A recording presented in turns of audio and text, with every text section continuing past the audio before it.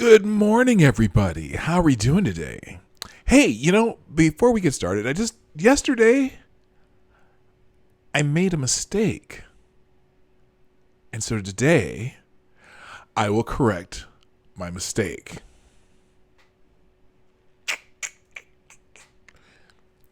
Play the intro.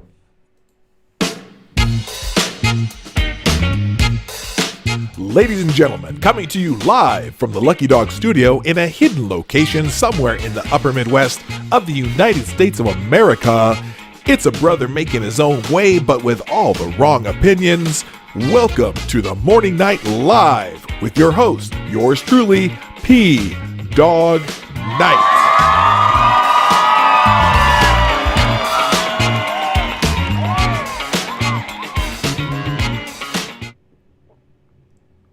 Oh, hey. How you doing? I got my reparations coffee going. I needed a sip because, well, let's just get into my mistake from yesterday because I was talking yesterday. I don't even remember what we were talking about. It had something to do with Trump and whatever because everything has to do with Trump, right? But I made a mistake. I mentioned the DNC lawsuit against the president, and the DNC filed this lawsuit a while back against the president, against Russia, against WikiLeaks. In fact, here's what I'm going to do. I'm going to find that because I'm going to read the original lawsuit and then I'm going to tell you something that I made a mistake about yesterday. So, DNC lawsuit. All right, let's see here.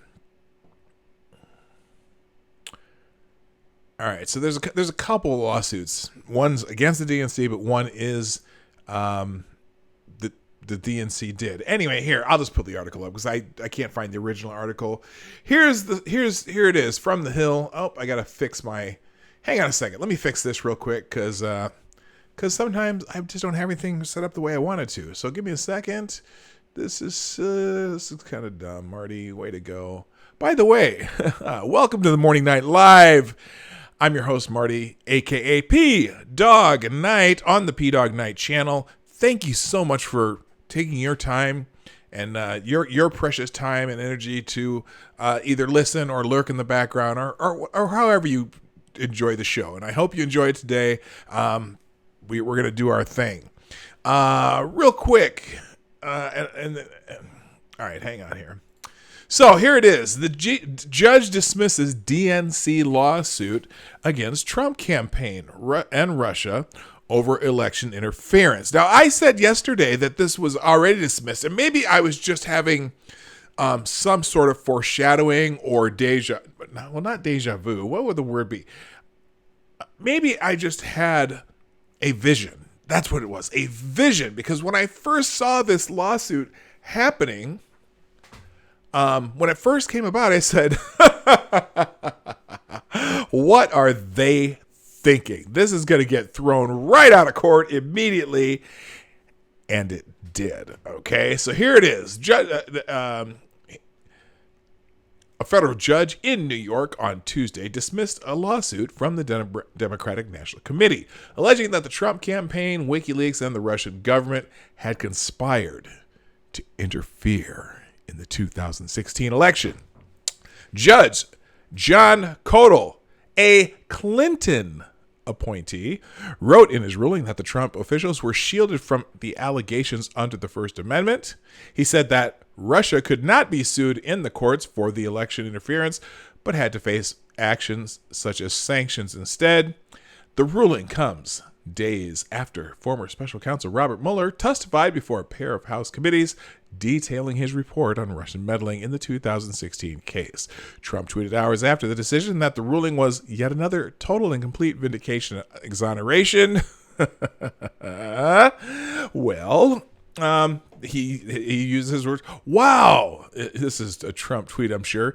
Wow. A federal judge. Wow. A federal judge in the Southern District of New York, SDNY, the Southern District that was supposed to be the savior for all that is. That's kind of, I didn't realize how clunky this looks. Here, let me declunkify. There you go. The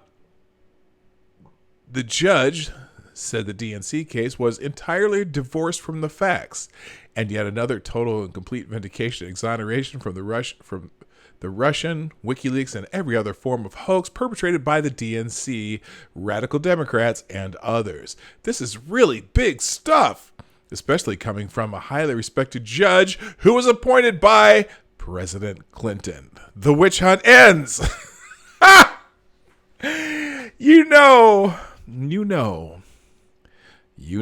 the president just loved writing that sentence. But, that's kind of how he is, and you know what? And honestly, he's kind of right there. It doesn't a total complete vindication, exoneration. Okay. Yes, he did, because we're going to find, like I said, yesterday we talked about Joseph Mifsud. Look for that name in the news in the coming weeks. Also, there's some other stuff going on today. I'll tell you about that in a minute. Anyway, the DNC did not immediately return a court request for comment. He dismissed this lawsuit with prejudice, meaning they can't bring it back. The lawsuit also targeted former Trump aides and advisors like George Papadopoulos and Roger Stone and other figures linked to campaign officials. The lawsuit had pointed to a 2016 Trump Tower meeting among Trump campaign officials, including Donald Trump Jr.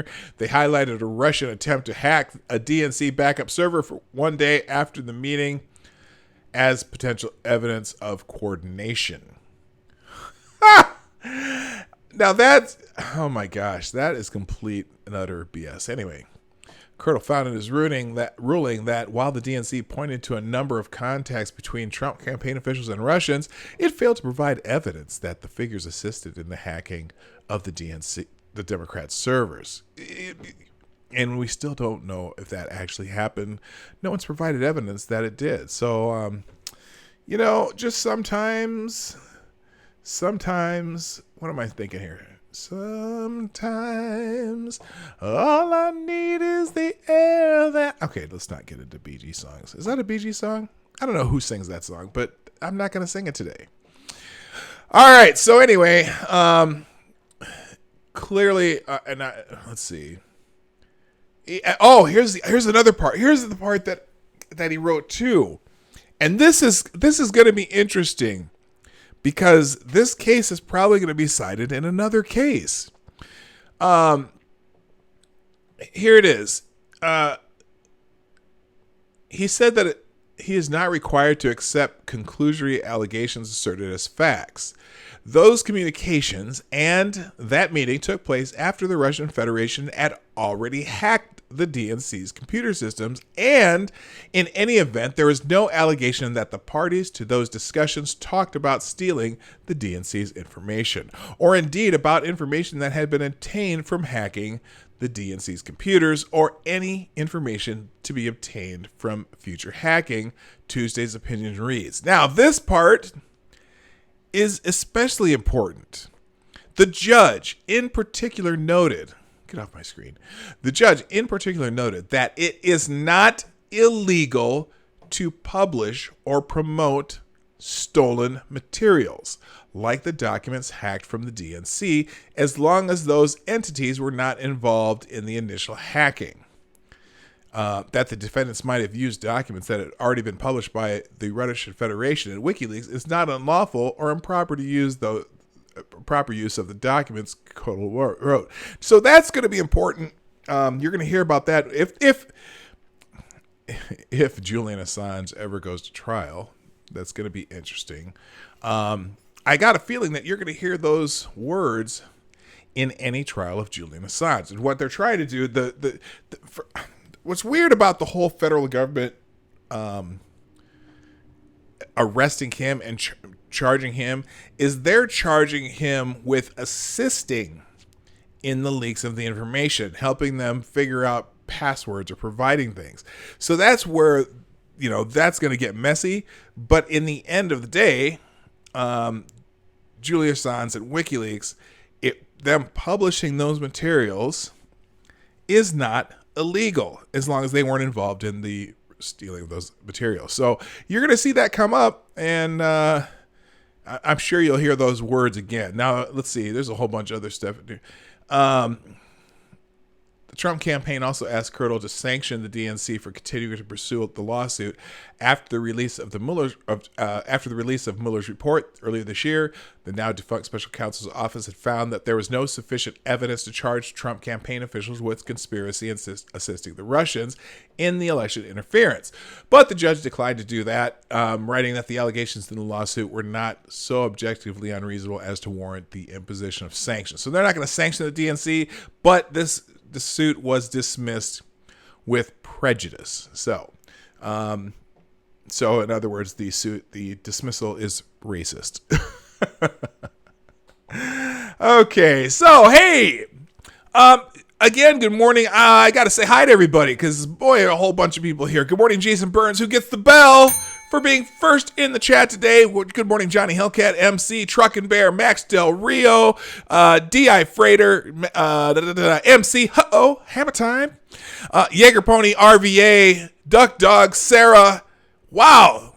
Johnny Hellcat. Did I say Johnny Hellcat? I think I did say Johnny Hellcat. Zombie Teddy, Cynical Lindsay. Holy smokes, the gang's all here.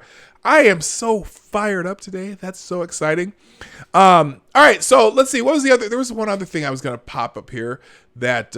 Let's just get into some headlines because I was a little behind this morning, and although I never have a little behind, I probably should lose some weight. But I'm a little behind this morning. But I did. Ding, fries are done. Hey, Longfish, how you doing? Ding, fries are done. Ding, fries are done. Ding. Speak now. Some of you. I don't think maybe you realize the immense talent that you're dealing with when you watch the Morning Night Live. And some of you may not have seen my Christmas video from last year. I should ding, fries are done. That's hilarious because I was just thinking. Well, I wasn't thinking. Ding, the fries are done thing that Longfish threw in there made me think of this. I did a Christmas video last year using Carol the Bells. If you haven't seen that, you have to go to my other channel. And for some reason I can't. Oh, Marty's Big Journey. Maybe I'll link that in the chat. Hey, give me a couple seconds. We'll find. Oh, you know what? Here. Let's see. Marty's Big Journey. The Marty Big Journey channel. Where is my? Here it is. I'll put a link in the chat. You can watch this later. It's actually a pretty good video. And it is absolute proof that I actually do make videos too. So you haven't seen my Christmas video. And now why would you watch a Christmas video in July? Because P-Dog made it. So anyway, there's my Christmas video. You can check that out later. But it just reminded me of Ding, fries are done. All right, let's get into some news. Now, again, I was running a little late today, so I didn't necessarily get my headlines all in order. But since we're talking about, you know what else happened yesterday? That's the other part of my thumbnail. What else happened yesterday was half of the Democratic candidates had a debate last night. And I didn't watch it. But so here's the thing about the Democratic debate last night. I don't care. I really don't care until they can whittle it down to at least 5 people. Because right now, everyone's just trying to see who can give away more shit that doesn't belong to them. And so everyone's, trying to give away free healthcare, free college, free, what did Beto O'Rourke say? I've heard about it. I just didn't watch it. Beto O'Rourke's even trying to not just give away free college, but now he wants to give away free room and board for the kids in college. Do you realize that? And then they also want to pay off everyone's student loans. They want to give people who come into the country illegally free healthcare, And there was a couple. Now, the couple of candidates last night tried their damnedest to reel some of that shit in, realizing that voters probably are gonna realize eventually that if we're giving every way, everything. Oh, and also reparations too. They've got a grab bag of shit they want to give away, but the voters are going to start adding this stuff up in their heads, and they're going to realize, oh, and how are you going to pay for it? Oh, we'll just tax the rich. They got plenty of money. No, they don't. Again, like I think I said this yesterday, you can't, there's not enough, the rich don't have that much money. There's not enough rich people. There's not. And so you're going to start realizing that, okay, wait a minute. Now, we're going to give free college to everybody when half of the people probably aren't even going to go to college. And if they do, it's like, so you're going to give away something to people who are probably, in theory, are going to make more money than the people you didn't give something free to. So now you're going to have to start thinking what you can give away free to everybody. Come on, man. That ain't gonna. People are going to start adding up their heads. There's not enough. Even if you take away all of the income from the top 1% or 10% or whatever, you're not going to have enough to pay for all this shit you're doing. So who's going to end up paying for it? Well, what's the largest group of people who pay taxes? The ones who are just barely paying taxes to the top of the middle class, because that's where all the people are. That's where all the money come from. I should write. Let me change that. Now we do know that the top 1% pays like, what is it? 30% of all taxes now. So how much more can you take from them? And then half of the people don't pay any taxes. So they start giving away everything free. They're going to find more people to pay taxes. They're going to start taking money from anybody. It's, what? How about we just let people figure out how they're going to get their own shit? And if you're going to go to college, maybe just maybe you shouldn't be majoring in anything that ends in the word studies. Okay?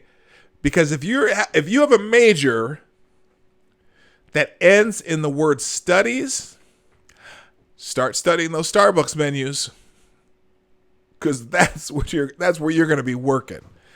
Because unless you have a PhD in women's studies, or a PhD in black studies, or a PhD in gender politics, whatever, you have no use in the marketing or world, the world of real jobs. What am I trying to say? So anyway, suddenly the rich will just move somewhere else. Yeah, they'll move. Not only will the rich move somewhere else, either they will move somewhere else, or they'll just take less income. Okay, because the 1%, the super rich, they'll find other ways to get. They'll find the tax loopholes. Okay? They pay people to find their tax loopholes. All right? And yes, maybe we should stop telling every kid they need to go to college. They don't. They don't. Unless they're going into some... I'm telling you right now, the fields that... There are fields that pay a lot of money because nobody wants to do them anymore. I mean, my brother-in-law, he went to a couple years of college, but he does, what he does for a living? When they build houses or they remodel houses, okay, and they put up sheetrock, and then they put the mud on the sheetrock and they smooth that out. My brother-in-law is the guy that comes in and sands the sheetrock. He sands all that, mud when it dries, he spans so that your walls are smooth. When you build you've got a house and you got walls and there's a sheetrock here and sheetrock here and there's those lines in there. He sands sheetrock for a living. He makes a ton of money. He makes 6 figures sanding sheetrock. So you don't have to go to college to make money. Plumbers, electricians, You know, you don't even have to be a computer programmer. If you can become a person who repairs computers, you make a hell of a lot of money. So and those are the jobs.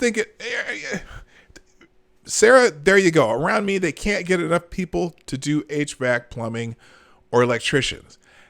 And those fields, those fields pay a ton of money because they need people to do it. When there's scarcity, the price goes up. And there's scarcity in those fields right now.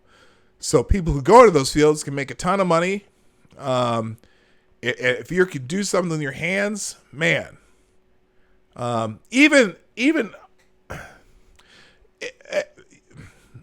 point is, you don't have to go to college. You don't have to go to college to be successful. And so, them promising free college. Well, some people shouldn't go to college. Some people aren't smart enough to go to college. Some people don't need to go to college because they're never going to be,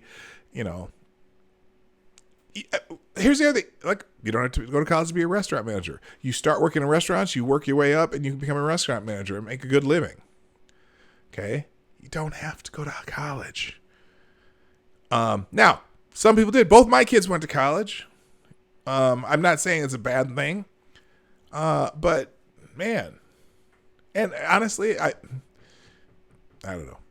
I don't know. It's just crazy. It's crazy that all the free shit they're thinking of giving away means whenever something is free, it loses its value, and you have to take something from somebody to be able to pay for it. It's not like just because they're talking about giving it away for free doesn't mean it doesn't need to be paid for. Do you think there's a whole bunch of doctors out there going to go to 4 years of college, 8 years of medical school, and they're going to come out and say, "Oh, I volunteer to do this"? No, you got to pay them. And they kept it. And the other part is they keep saying, okay, let's take the healthcare part, for example. Medicare for all. Do you know anyone who's on Medicare? Because I do. I know people on Medicare. Medicare is not free, okay? And especially being able to find doctors who want to take Medicare as their payment, or hospitals or facilities right now. So if you try to make healthcare free, then the government has to be in control of the entire healthcare system, because if the government's paying for it, they're going to control it. And also, you know what? Tell you what, there's a great video. I don't if you remember Kraut and T. Let me see if I can find Kraut and T's video. Maybe we should just watch that. Here, let me. And Kraut has fallen out of favor with most of the world, but let's see if he's even listed as Kraut T anymore. Here it is, Kraut. He did a really good video on healthcare. What Americans don't understand about public health care. It's a 10-minute video. Maybe we'll go through that one. Tell you what, maybe we'll watch that one together tomorrow. I want to watch it again and make sure I have some points to talk about it, but I don't just want to steal his video. For now, I am going to put his video in the chat. Good morning, Richo. How you doing?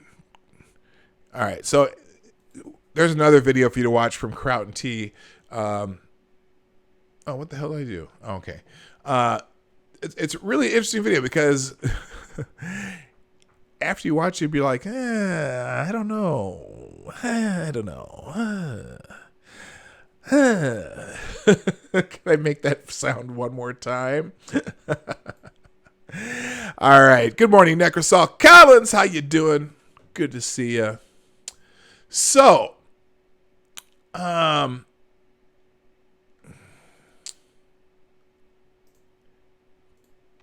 let's talk about. Well, here's a good article from Legal Insurrection, because it kind of points out how when Trump tweets things and all the Democrats jump on board to defend whatever they think the president is attacking, Do you think? Does it really help those people, like especially like the Democratic candidates for president? Does it really help them? And here's an example. Well, for example, Trump got in a little Twitter spat with the squad. Okay, so everyone, including Nancy Pelosi, who is trying to distance herself from the squad, has to defend the squad. Well, nobody likes the squad. Nobody in America.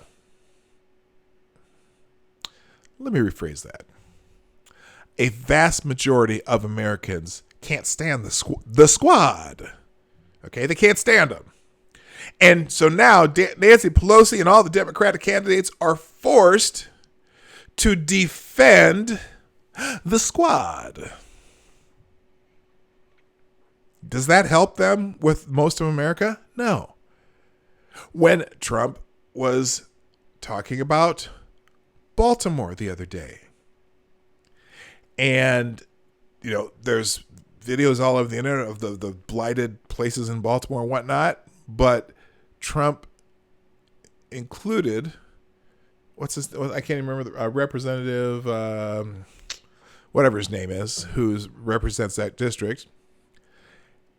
And so now all these Democratic candidates are defending Baltimore, and then you go on the internet and you look on Twitter and whatnot, and all these videos of Baltimore of this just rundown crap. Even though all the Democrats and all the people defending Baltimore are showing their vacation photos from the riverfront and all the beautiful places, but then you look on there and you see rat-infested places. Oh no, I'm sorry. Gosh darn it, I used that word infested.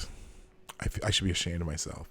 Anyway, the reality is that now, so you got Democrats defending this blighted crap of a city. Well, here's another one. Dang it. I got to change this up again because I got to make sure it fits the screen. All right.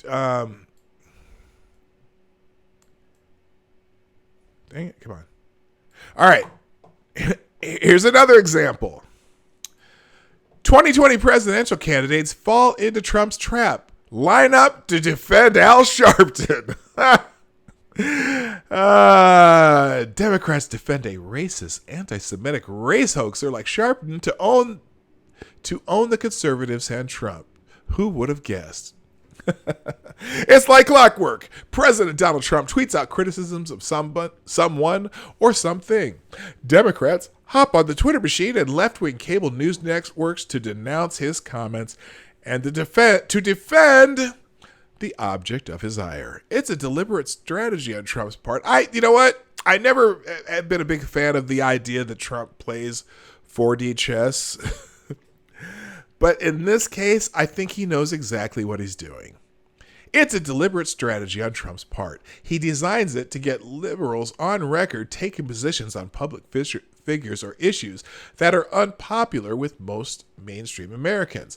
Democrats take the bait almost every time, as Professor Jacobson noted last night. My takeaway from glimpses of the fighting is that Trump has Democrats defending and supporting, one, the anti-Semites and socialists of the squad, a race hustler, shakedown artist, and hoaxer, Al Sharpton, three, politicians whose malfeasance and neglect created abysmal living conditions for poor blacks in Baltimore. Am I right? Am I right? A person doesn't have to believe Trump is playing 4D chess with Democrats to admit that it was a masterstroke on his part to attack Al Sharpton's visit to Baltimore in the aftermath of the president's criticism of the cities. And there's his tweet. We showed that the other day. I've known Al for 25 years. Went to fights with him and Don King. Always got along well. He loved Trump. He would ask me favors often. Al's a con man, a troublemaker, always looking for a score, just doing his thing. Must have intimidated Comcast NBC. Hates whites and cops. Of course, he always tweets in partial sentences. I'm sure he's just, he's keeping up the word count there, letter count. Anyway, so there's Sharpton going to Baltimore. Because Sharpton can't help himself. He's got to go grievance grift.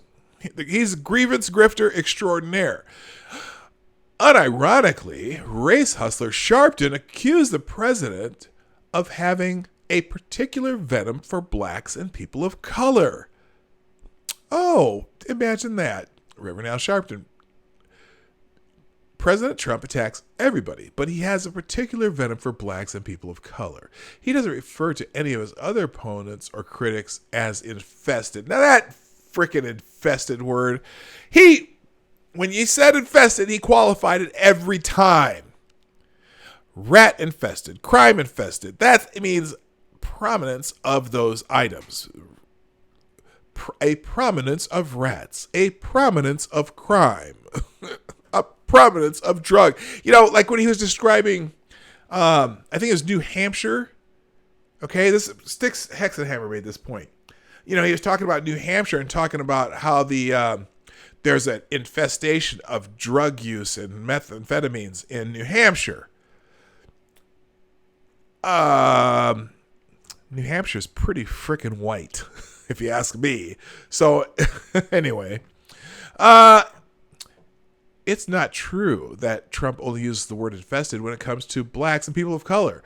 What is true is that Sharpton is the absolute last person on earth who should be lecturing anyone, anywhere, when it comes to language that targets a specific race. Having a particular venom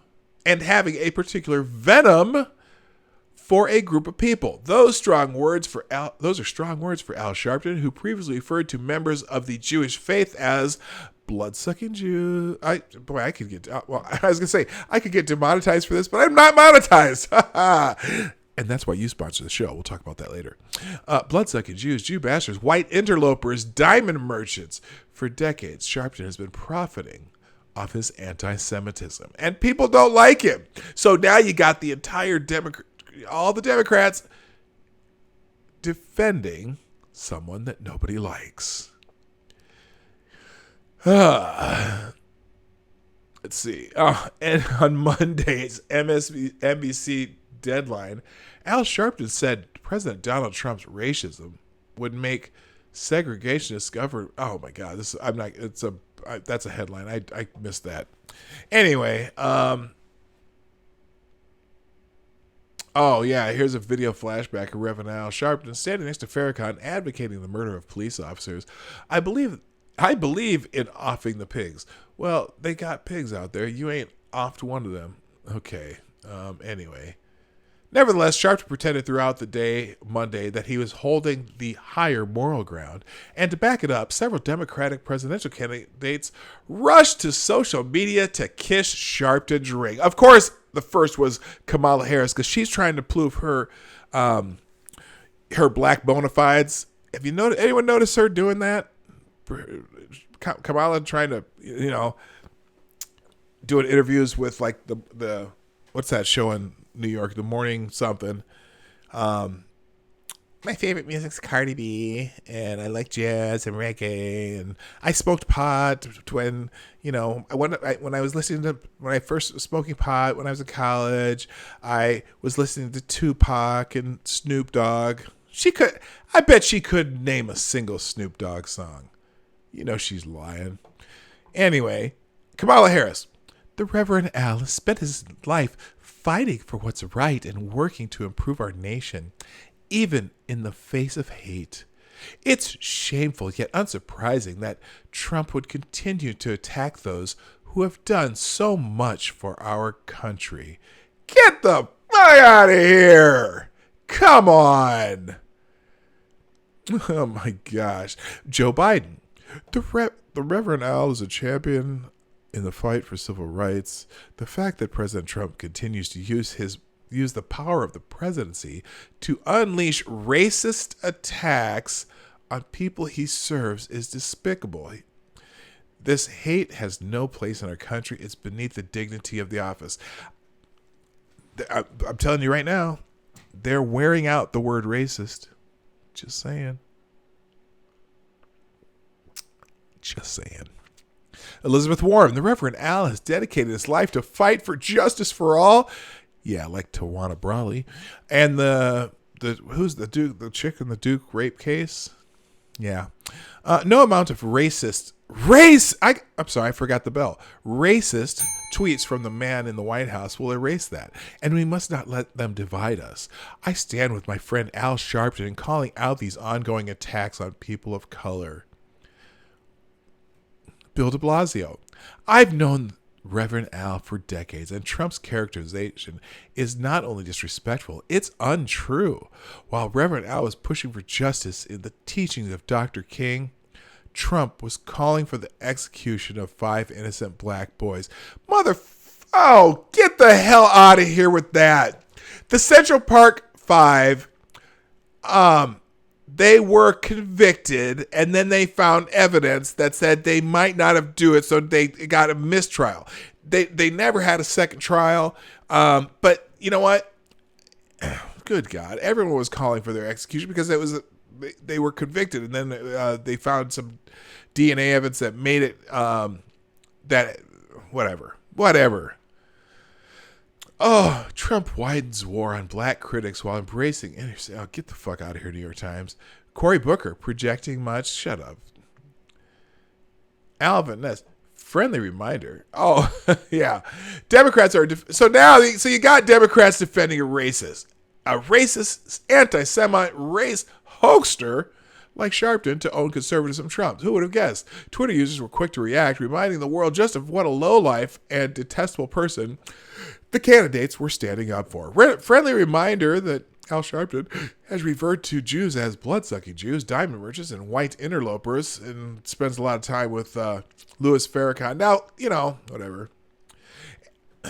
Anyway, it's ridiculous, and it's predictable, and just kind of another win for the president, because he's got them out there defending people that nobody likes. And they fall for the bait every time. And it's like anything that Trump does, they want to do the opposite. And it doesn't necessarily make sense for them. It's kind of crazy. Oh my gosh. You know what? So my mentions to Twitter have been blowing up because there's an equation on the internet right now that everyone's arguing about. And, oh God. So here, let me ask you all this question real quick. Let me ask you this question. See if I can find this. I'm going to put it on the screen, and you all can just you tell me what you come up with an answer. Don't wait. Here's the equation. And let me see what y'all come up with for an answer. Soak it in. Or even write it down if you have a chance. And if you're just lurking, maybe you can figure this out. 8 divided by 2 parentheses, 2 plus 2 parentheses equals. Now I'm just going to leave that there. Y'all can tell me what your answers are. This argument is just blown the hell up on the internet. And I know the answer. There's two. What? Jason Burns? I don't know. No, you're not. You're not even close. There are 2 somewhat legitimate answers. That's a divided by sign, not a plus in the beginning. There's 2 somewhat legitimate answers. But the real answer, if you're a mathematician or if you're in physics or something like that, there is only really one answer, and I can explain why in the end. Put your answers there. Yeah, see, Marsupial Gamer, hello, by the way. Yeah, the 2 answers, Marsupial Gamer's got it. It can be either 16 or 1. 1 is actually the correct answer. And if you're going in any form of advanced mathematics besides junior high algebra, the answer is going to be 1, and that's because everything after the parentheses, you know, you can take, when you do division, you can convert linear division into a fraction. And when you do that, anything after the division mark or division symbol, anything after that is the denominator. Anything before that is the numerator. So you do the functions separately, and especially even when you're doing, what's the hell is this called? You are correct. The parentheses is a symbol of multiplication, but when you do division, the 8 here, that is the numerator. Everything beyond this division symbol, everything beyond that is the denominator. So you would put 8 over 2 parentheses 2 plus 2. So 8 divided by 8 is 1. All right. Now, some people are saying because there's that PEMDAS or whatever. Please excuse my dear Aunt Sally, PEMDAS. Yeah. When you do PEMDAS, the way it's taught in early algebra or you know, they're saying that you do the 8 divided by 2 because the 2 plus 2 is kind of, in the parentheses is completely separate. But that's actually not correct. Because this is division, but it's the arguments raging on the internet, and I've been trying to explain it to people, but some people just insist doing it the other way. No, it can be argued the other way. PEMDAS dictates you just go left or right. Both answers are right. It's ambiguous. Well, it's now because of when they introduced PEMDAS in, I think, what did they introduce? That's I want to say in the 90s when they started doing PEMDAS. Yeah, you could, it's ambiguously written because of that. And the problem is when in traditional math, if you're talking to a mathematician or somebody who's in physics who applies math to what they're doing, you have to convert it to an actual fraction to understand why it's the other way.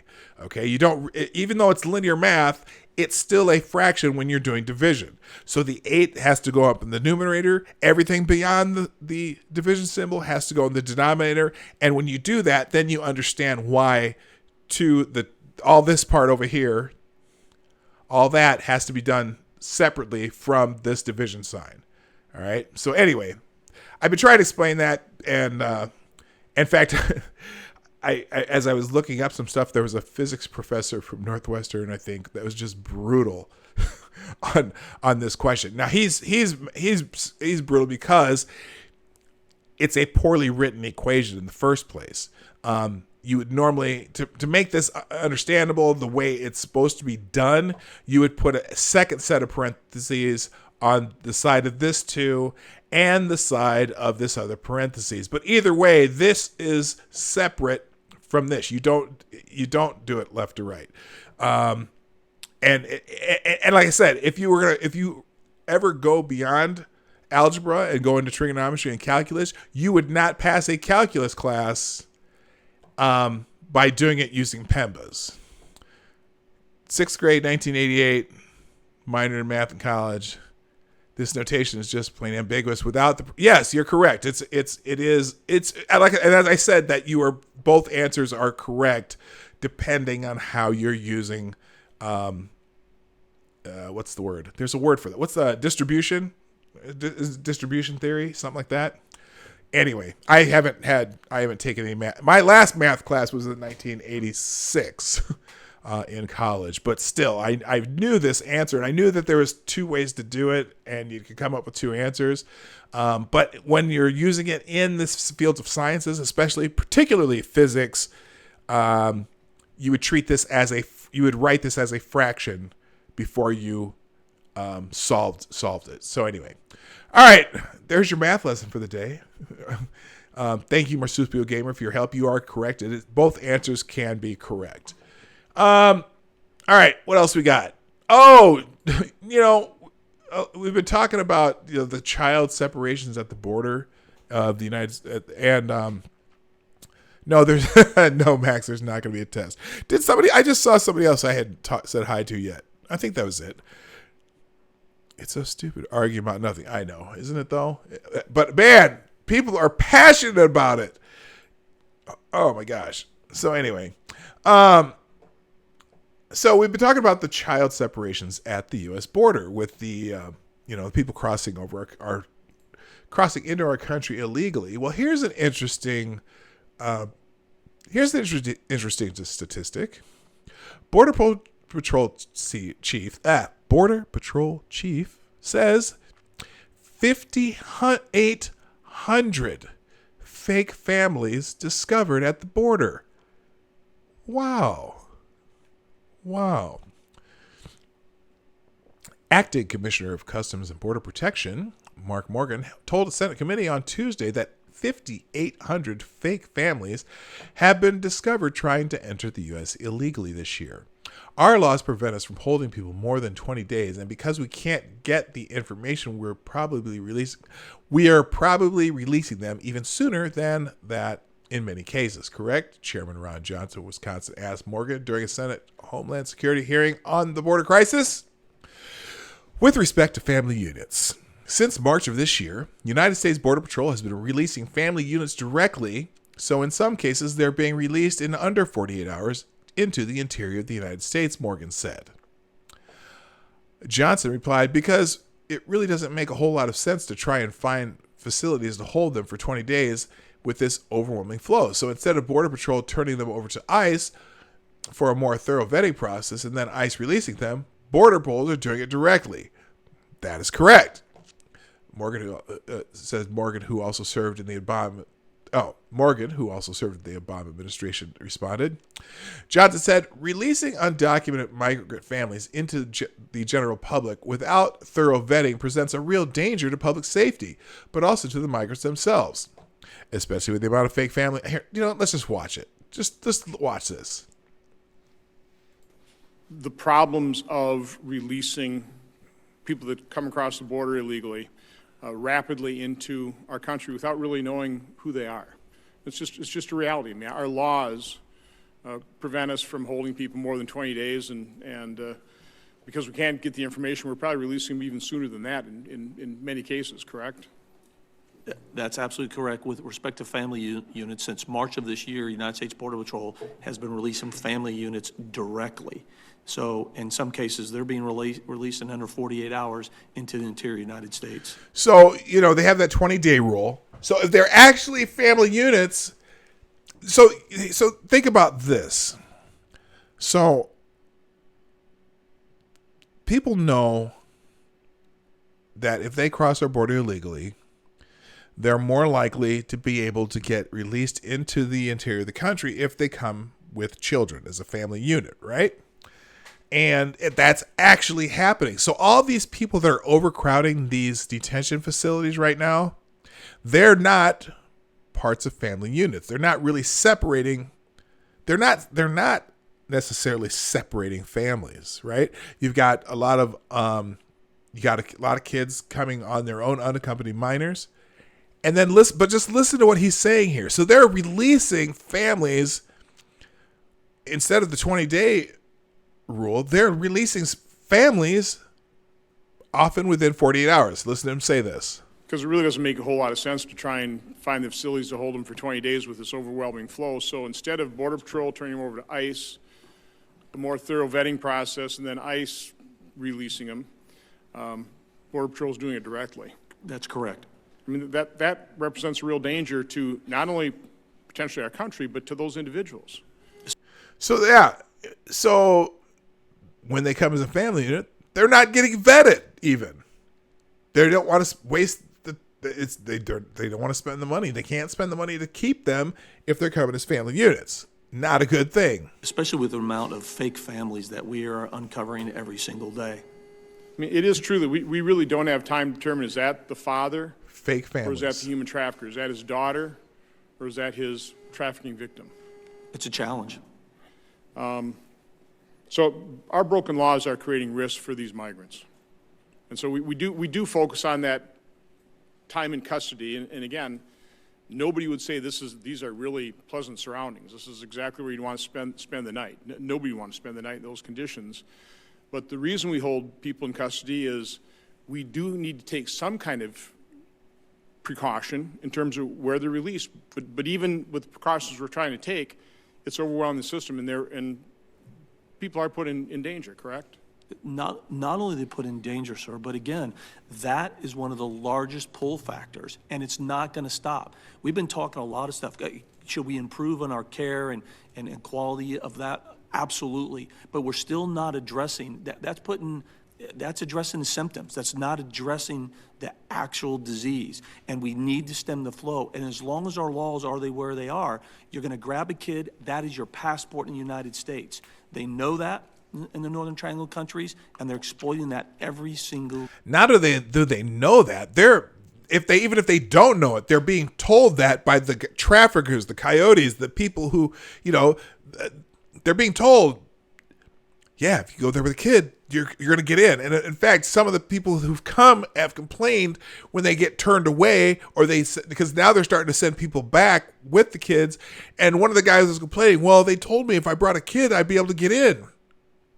Yeah, they're exploiting a system. Day. So let's talk about, in my mind, there's really three categories of people coming to this country illegally and being apprehended or port of entry claiming asylum. You have single adult males, which used to be the problem, the vast majority. Then you have people coming in as a family unit, generally one adult, one child, and then you have unaccompanied children. Let's start with the unaccompanied children. My information shows me of the 780,000 people that have come in illegally at the ports of entry. 780,000 this year. I think that's all this year. That's insanity. About 67,000 are unaccompanied children this year. That's correct. The number's a little bit higher. In the past, the composition of those unaccompanied children would be 70% are male, 70% are 15 or older. Is that composition holding largely true of the unaccompanied children? Yes. I had no idea it was that many. So almost 70,000 unaccompanied kids. The majority of them are of Hey, Functional, how you doing? 14 and 17. So again, if they're more than 15, if they're male, certainly that would be the profile of an individual that might already be a member of a gang from Central America, correct? That's correct. Or if you're coming to this country, you can't speak the language, you probably gravitate toward those areas, those pockets of other immigrants. Have a good day, Dawg. Thanks for coming today. That speak your language that would be gravitating toward gang activity, correct? Your vulnerability to be recruited by a gang is exponentially higher under those circumstances. I am reading reports of the issues that schools are having to cope with. It's not just bilingual education. Now it's not only bilingual, but different dialects from some of the mountain regions of Guatemala. Is that a problem? Yes. In terms of the family units, the children coming in, and again, you now this is the one I about wanted to hear. 300,000 children. So you've got 67,000 is unaccompanied children. Then you've got over 200,000 as part of a family unit. Those would be children more of tender age, right? Which would be defined as, what, 12 and under or 14 or under? It's changing on a regular basis, but we do find them to be a little bit younger, but I'll have to follow up on the stats. I asked a question earlier about DNA testing. The few pilots or the few tests we've had show what percentage of people coming in that we determine are a fraudulent family. Do you have any sense for that right now? Don't have the overall percentage, but we do have the numbers. Right now, Border Patrol 5,800 and HSI, part of ICE, they've identified hundreds since their pilot program of pushing agents forward. So 5,800 fake families. So that's at least 5,800 kids coming in with someone they're not related to, because they were told, the adult in the situation was told they would have a better chance of, getting in, so to speak, if they're part of a family. 5,800 kids being, that's child trafficking.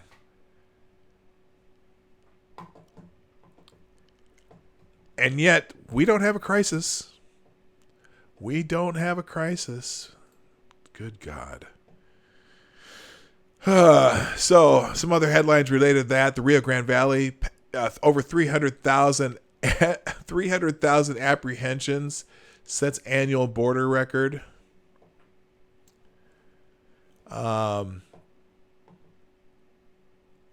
Acting Border Patrol Commissioner can't efficiently check whether illegals have criminal records. Here, this is one. We'll look at this one real quick.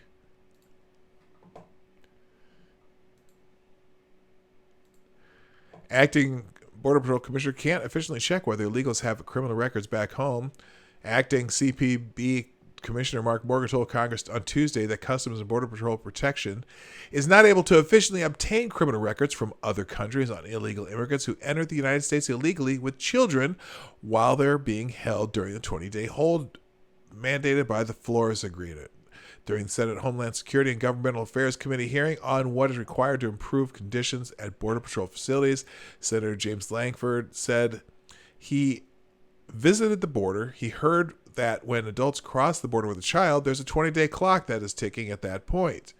Are we able to get criminal records from countries outside of the United States? Obviously, from other countries within 20 days of who this adult is traveling with this child, Langford asked. No, not efficiently. Some countries can, some countries cannot. Is that correct? That's correct, Morgan said. So you have situations where you had to release an adult because of his time period, this holding, this Flores Agreement time period, where you release an adult traveling with a child and later discovered that the adult is a felon from that country. He does not have those statistics. So that's, come on. So we got to fix it. We got to fix the laws, people. I mean, yeah, the Flores Agreement. So that's the other thing. You travel with a child. You got 5,800 people who travel with a child that's not theirs. And as soon as they get caught, clock starts ticking. 20 days. They can't do a check fast enough on most of them. So is it why do we keep pretending it's not a crisis? Why do, and man, it's just crazy. Let's see. Pro-mass migration Republicans equally to blame for border crisis, says experts, citizenship and American identity. Anyway. Also, there's another interesting article here. Just the Border Patrol chief is saying that demonizing the agents really has got to stop. Did anyone here think otherwise? Acting Customs and Border Protection Commissioner Mark Morgan told Congress Tuesday the demonization of law enforcement professionals must stop. Which isn't that exactly what, why can't I think of dudes, the hell's his name? The Baltimore representative that chairs the committee that Trump got in an argument with the other day. Got a fight with about Baltimore. I'm blanking on his name. Anyway, Morgan began his testimony before the Senate Homeland Security Committee with an anecdote about CPB agents rescuing a paraplegic man who was tossed into the river by human smugglers and saved from drowning by American agents. The men and women of CPB are not running concentration camps, making those in our custody drink from toilets, nor denying them access to toothbrushes. That simply is not true, Morgan said. This is the kind of irresponsible rhetoric that they have had to endure from both media and even some of our own congressional leaders. It's unjust. It does not bring us closer to solving one of the most divisive issues that we face in the country. Morgan said the false, misinformed, overheated attacks are demoralizing and unhelpful in solving the real crisis, which is unchecked migration or identifying the real culprits, the cartels. Yeah, Elijah Cummings. Thanks, Functional. Hi, Check Your Logic. How you doing? The emergency at the border is driven by changing demographics. But anyway, they definitely need to stop demonizing the Border Patrol agents. It's just silly. They're doing their job. Look, I got a feeling that most of these people weren't trained in running facilities that are completely overflowed. Why don't we just put the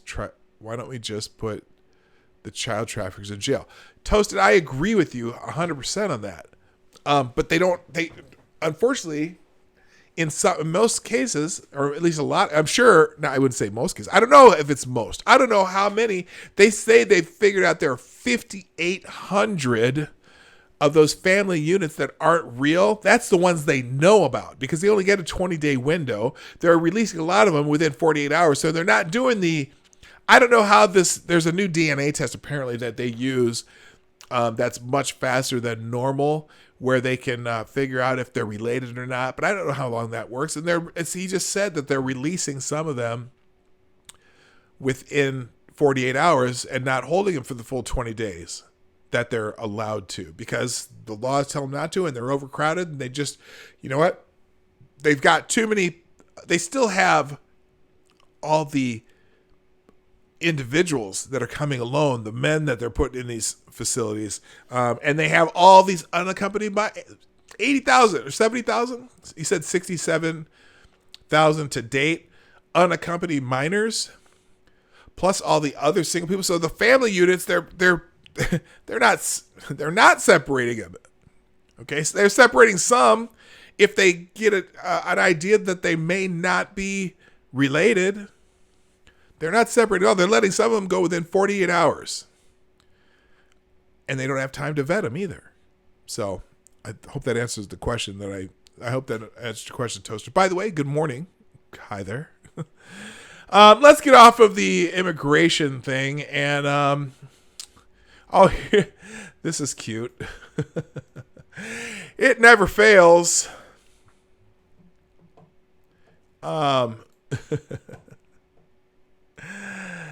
A-listers flock to Google Summit in private jets, mega yachts to talk what? Climate change. Of course. Hi, Smarty Bear. The world's rich and famous have flocked to a posh Italian resort to talk about saving Mother Earth. But they sure are punishing her in the process. Whoops, hang on. The billionaire creators of Google have invited a who's who of A-list names, including former President Barack Obama, Prince Harry, Leonardo DiCaprio, and Katy Perry, to the Sicilian seaside for a mega party they've dubbed Google Camp. The 3-day event will focus on fighting climate change, though it's unknown how much time the attendees will spend discussing their own effect on the environment, such as the scores of private jets they arrived in, and the mega yachts many have been staying on. Everything is about global warming. That is the major topic this year, a source told the Post. Their 3-day summer camp will cost the tech giant some $20 million. Ooh, $20 million that could be used to help migrants. Many of the guests, including Obama and DiCaprio, who has his own climate change foundation, have described global warming as the biggest threat to future generations. But according to Italian press reports, the attendees were expected to show up in 114 private jets. And 40 have arrived by Sunday.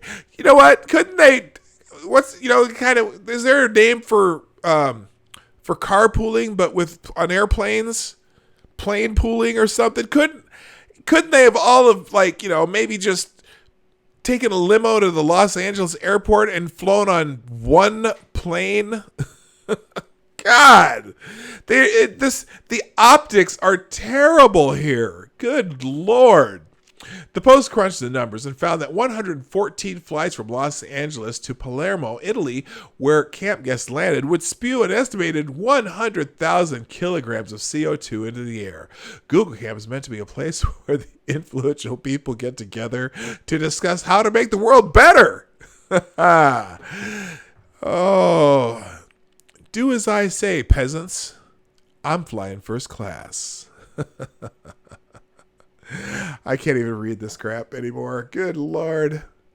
Hey, you know what? That noise that you heard meant it's time to check out Twitter trends for the day. But first, I got to remind you, hey, you know what? By the way, I'm going to cut a commercial that's going to make this much easier. And I'm going to remember to hit that commercial at a certain time during the show. And then I won't have to try to remember to do this because I'll just hit the commercial. But anyway, the Morning Night Live is brought to you by you, the viewers of the Morning Night Live. And I appreciate you so much. If you'd be so kind, below here, right down there, is that little arrow that says share. If you haven't done so already, share this out with your friends and neighbors and everyone else. Or please hit the like button because, hey, somebody likes me. I don't know. I appreciate you being here. Hit the like button. And then also, if you want to do super chats, we do super chats, but not through Google, through the Streamlabs link in the description down below. And Sarah occasionally puts it in the chat too. So, but guys, thank you. You guys being here every day makes my day, and I'm having a lot of fun. One of the Twitter trends. Okay, well, let's check out Twitter trends. I see one of the Twitter trends. Twitter trends involves cancel culture. Awesome. I can't wait. Oh my gosh, I still got notifications oh my God. An equation is not a fraction. It isn't 8 over 2 times 4. It's 8 over... Oh, shut the hell... Get out of my mention, you moron. Oh, my God. You just...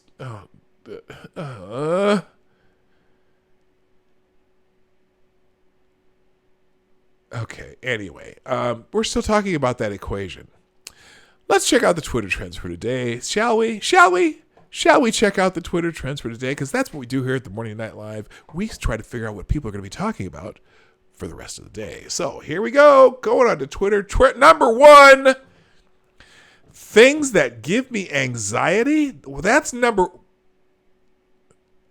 Trump must have not tweeted anything today. Let's find out what things that make... This is trend... I think I'm doing the United States trends. That's what I do. Anyway... Things that give me anxiety is number 1. Well, let's see what people are saying here now. That's very good.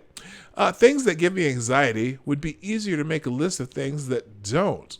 Oh, hell yeah. See, I don't get anxious about things. So it would be much easier to make a list of things that don't. Just saying. Things, and then but Barbara for you to see, who's she's a good YouTuber. If you know Barbara, she's kind of entertaining. I can't remember where she's from. She's from somewhere like Slovenia, I think. She says everything. No, come on. Now, the Health and Human Services .gov, things that give me anxiety can differ from person to person. But when anxiety gets worse than just temporary worries or fears, it might be time to get help. And that's important. That is an important message. If you're anxious about things, or if you... Especially depression, too. I know depression and anxiety aren't necessarily the same thing.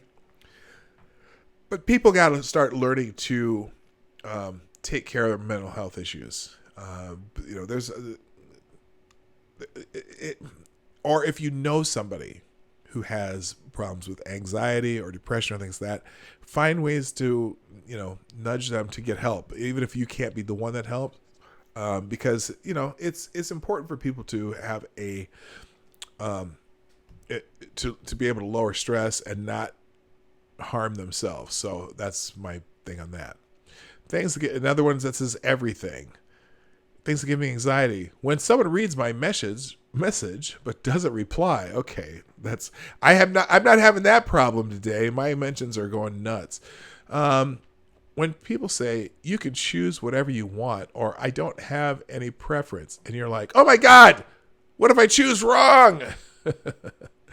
Okay, so anyway, that's trending number 1. That surprises me that something like that would trend number 1. Number 2, Michael Thomas. Michael Thomas becomes the highest paid wide receiver in NFL history. What? Michael Thomas makes history with his 5-year, $100 million extension. Wow. And he's going to keep playing for the Saints? I guess so. Zeke wants Todd Gurley money. Dak's going to want a top 3, top 4 money. And with that Michael Thomas deal, Amari Cooper is going to want the big bucks. The going rate now is 5 years, $100 million, $61 million guaranteed. There's no way you can pay all these good players. You sure can't. It's getting crazy. The NFL is going to start paying its way into oblivion if they don't figure it out. But anyway. All right, number 3, Mario Lopez. Why is Mario Lopez trending? Oh, this is the cancel culture one, isn't it? Called cancel culture one, isn't it? Check. Mario Lopez is trending number 3 because his comments from June on the Believe Women movement and embracing gender expression in young children are receiving a backlash. Oh, good Lord. What did he say? What did Mario say? He said it's dangerous for parents. Oh, that this is hilarious. Because so Yahoo decided to word it their own way. Okay. Because, so they say Mario Lopez said it's dangerous for parents to support transgender kids. Now, I want to see if anyone has an actual quote of what he says. Okay, Mario Lopez says letting your children transition genders is dangerous and sort of alarming during discussion about Charlize Theron's upbringing of her adopted trans daughter Jackson, 7. Okay. Letting your children transition genders is dangerous. I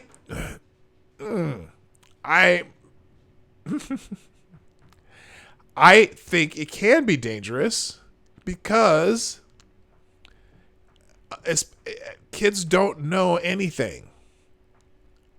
Now, you don't know if kids are going through a phase. You don't know if they're doing things to be more like mommy or more like daddy or whatever. You know, the one case in Texas where the divorced parents had a kid that when he went to dad's house, he was just fine. When he went to mom's house, he dressed like a girl because that's how mom wanted him to be. Okay? So was he transgender because he went at mom's house?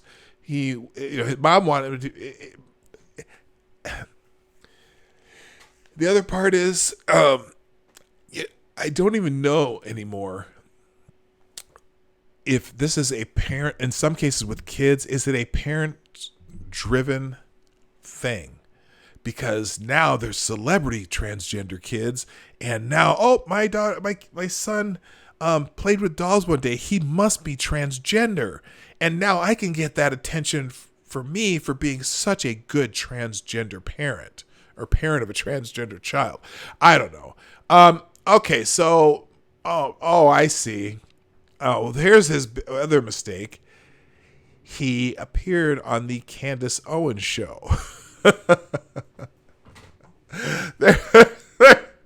There's your mistake, Mario, because if you show up on her show, and I don't care what you think about Candace, I've never watched her show, but and I'm not a fan of Candace, but I know that if you associate with Candace Owens, you're going to get canceled. Okay? Here's the article from the Daily Mail. Mario Lopez says letting your children transition genders is dangerous and sort of alarming during a discussion about Charlize Theron's upbringing for her adopted trans daughter Jackson. Mario Lopez says he doesn't understand parents letting their children transition genders. Lopez, 45, appeared on the Candace Owens show last month, and the two spoke about what Owens described as a weird trend coming out of Hollywood, citing Charlize Theron's upbringing of her 7-year-old daughter Jackson, who identifies as a transgender girl.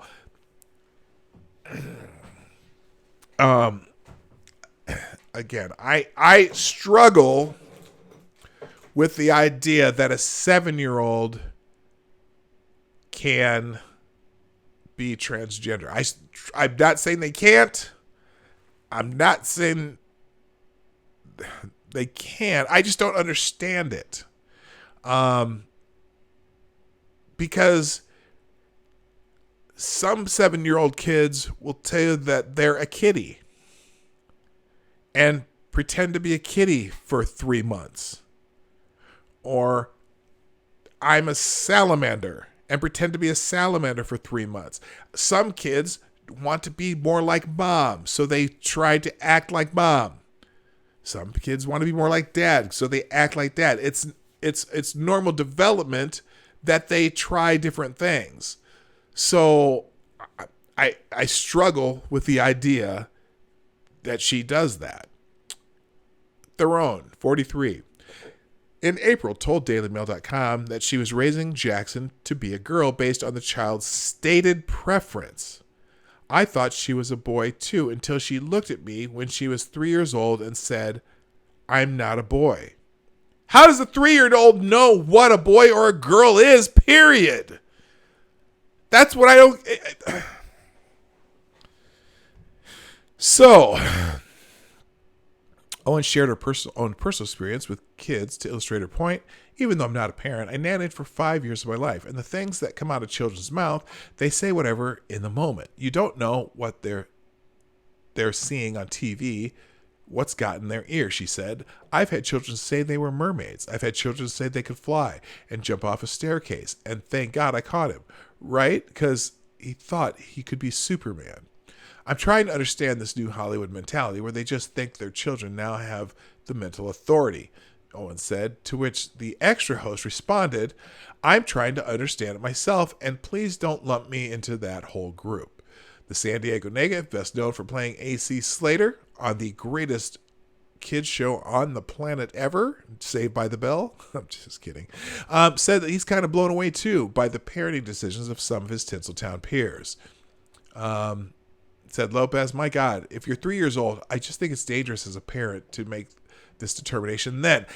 Now, notice, his quote is completely different. Here, let's go back to the Yahoo quote. Yahoo said, okay, notice the difference. It's subtle. Mario Lopez says letting your children transition genders is dangerous and sort of alarming. His actual words, I think it's dangerous as a parent to make this determination then. Notice a subtle difference in wording? It's it's dangerous as a parent to make this determination then. You make it the determination at 3 years old and they change their mind and you've done all this stuff that kind of it reinforces. So at 3 years old, you make that determination because they said one time that she was a boy or he, whatever. So now you go and change everything around as positive reinforcement for that particular behavior. And what if in their mind they figure out 30 days later, well, I'm not a boy, but I got all this positive reinforcement now because you're trying. So now they're afraid to say they're not. Because kids don't know that parents aren't going to be mad at them if they change something once they've gotten a lot of positive reinforcement. So yes, it can be dangerous to suddenly go whole hog and support that rather than just, you know what, saying if a kid says, if your daughter says I'm a boy or whatever happened here, wouldn't it be just better to say, okay, and just not even make a deal out of it and see if they change their mind later? But no, she, at 3 years old, she decided she's going to raise this child as a boy. And now Jackson has all this positive reinforcement, even if they decide they're not. Now is Jackson afraid to tell you that he or she or whatever is not a boy? So yeah, I understand why you have to. It's become such a it's so important for everyone to be different now and to be to show that you're this woke parent. But are you harming your child by doing this? Anyway, so that's why that's trending. Good God. So everyone on Twitter is arguing whatsoever. He's not right whatsoever. Let your child be whoever they want to be. Okay, my kid wants to be Superman, so I'm going to let him jump off the steps every time, and I'm not going to catch him next time because he wants to be Superman. Yes, just let your child be whoever you want. Come on. Why is this even a discussion? The fact he believes a parent one random day is told by their son, I think I'm a girl, or vice versa, and the parent goes, well, it's settled, that's what you are, goes to the core of the stupidity that is slowly eroding our society. You know what? That's exactly what she did. But all the woke crowd is all mad about this. I'll say it. I find Mario Lopez dangerous and sort of alarming. He's wrong. Very alarming. Boy, he's not getting any. He's sure not getting any. Of course, this person. I don't know who this person is. This person with 1,300 followers. So maybe this person is in a bubble because everyone seems to be supporting that. Let's go back. Let's go back into the trend here. Chad Felix Green. Yep, Mario Lopez says letting children be trans may have dangerous repercussions. It can. It doesn't always. It does sometimes. Is it okay to say that it can, may, might, could have dangerous repercussions? Doesn't mean it always does. Not all. Oh, now this person's mad because of the former Me Too comments, the believe women thing.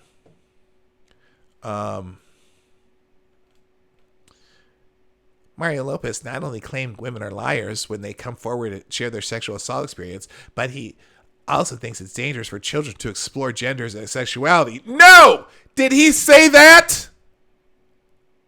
It's amazing how people straw man people's words. We read what his exact words were. No, he did not say it's dangerous for children to explore genders and sexuality. He did not say that. Wow, he's so disgusting and canceled. Evidently, it's now scandalous to say that a child probably shouldn't be making their own life-altering decisions at 3 years old. That's PragerU. Yeah, how many life decisions do you let a 3-year-old make? Okay? Not that you should... and again, I'm not even saying that you should restrict a kid from something, but to go all out and because they said, well, I'm this, are you going to allow them to alter their life that early? A 3-year-old doesn't know anything. 3-year-old doesn't even know what a boy is. Okay. When you say you're a boy, what does that mean to you? Now, and I'm not even saying it couldn't be true. But this bullshit headline, it's dangerous for parents to support transgender kids. He said no thing whatsoever. He did not say it's okay, it's dangerous for parents to support transgender kids. What if your transgender kid is 16 and they made, I mean, it's not, God damn, they just twist the words. Here's Mario Lopez is suggesting that parents ought not to accept their trans kids. Now, everyone's changing what he said. It's amazing. It's like the freaking game Telephone. You play in grade school, and one person whispers this, and and what they said was, He said it's dangerous for parents to allow people to make life-changing decisions at such an early age. And then,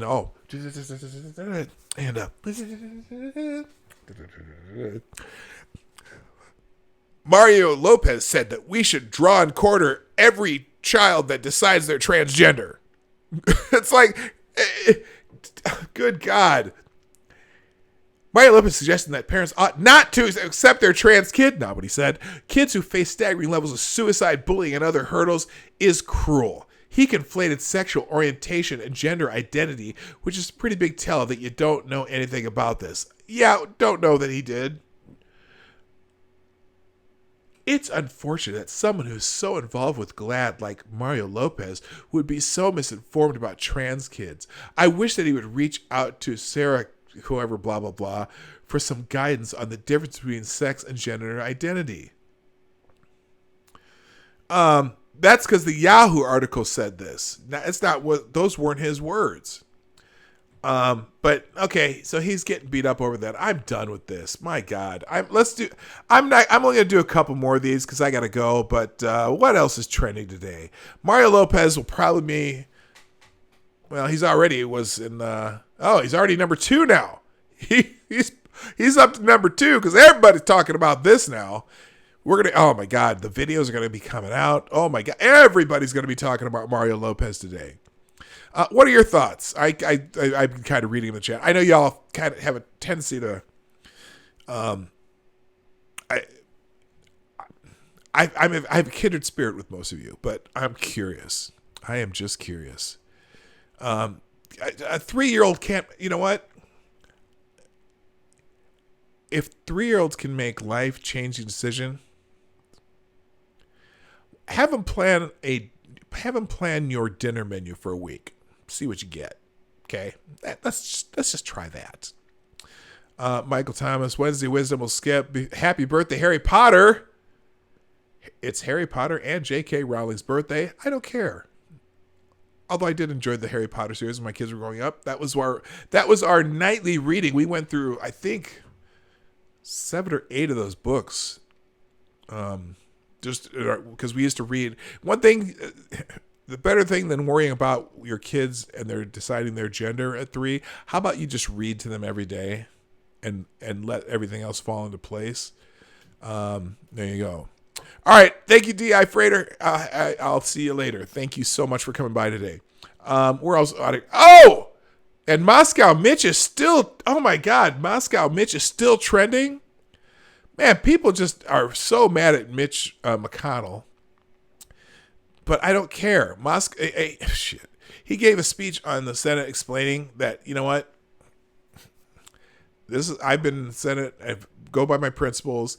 There are things in this bill that are bullshit. And so I'm not moving this bill until you take the bullshit out of the bill. Okay? And if you want it to be, you only wrote this bill so that you could, because you knew I'd block it and you could write shit about me. Guess what? I'm not moving on it. And so, whatever. National Avocado Day. I'm not going to click. Chris Matthews trending. Oh, he's trending probably. What did he do? Did he get a thrill up his leg last night? Did he get... Oh, Chris Matthews battles Elizabeth Warren. Answer that question. Oh, I didn't see the debate. You know what? We'll get back to this. We'll check into that tomorrow. I don't know if any of you saw that. AC Slater's trending. Somebody who was was it Lindsay who said Zach Morris is greater than AC Slater? I don't know, man. I mean, look, that show